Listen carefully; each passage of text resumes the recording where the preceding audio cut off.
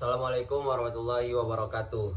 Saya Muhammad Al-Farizi, mahasiswa Ilmu Kelautan tahun 2020, akan menjelaskan tentang alat dan cara kerja beserta penjelasan mengenai baling-baling cuaca atau angin dan juga El Nino. Baling-baling cuaca atau baling-baling angin adalah alat yang digunakan untuk menunjukkan arah angin.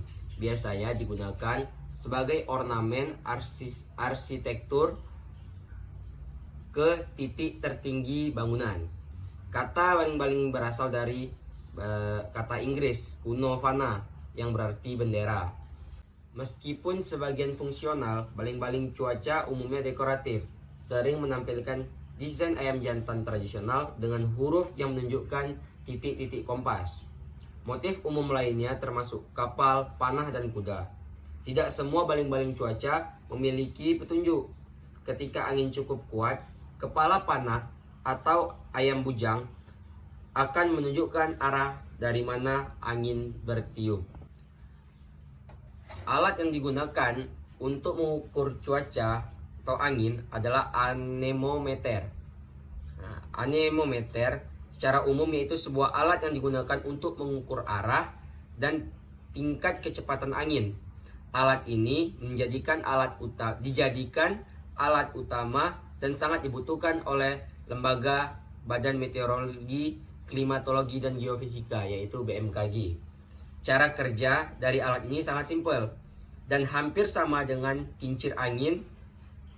Anemometer harus diletakkan di tempat luar ruangan. Lalu alat ini akan bergerak saat tertiup angin. Bagian baling-baling atau mangkok akan berputar sesuai dengan arah mata angin.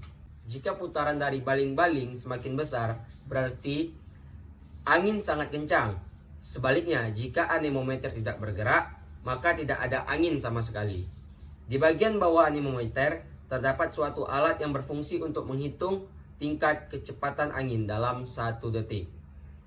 Kemudian saya akan menjelaskan tentang El Nino.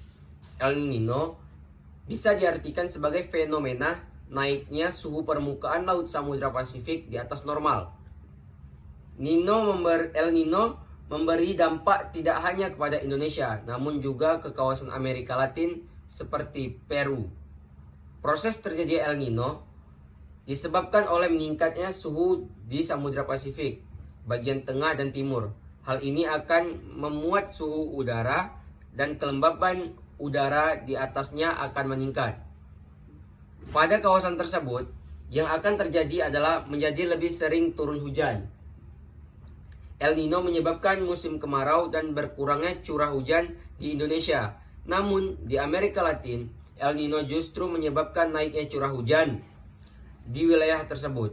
Beberapa tahun terakhir, arus panas itu terjadi di bulan Mei.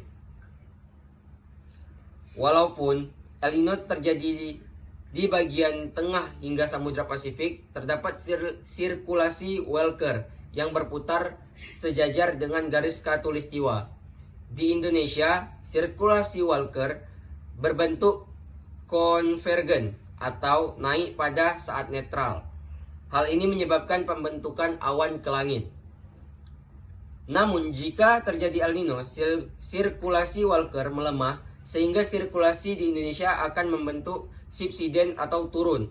Melemahnya sirkulasi ini akan berdampak pembentukan awan hujan berkurang dan memicu Indonesia memasuki musim kemarau.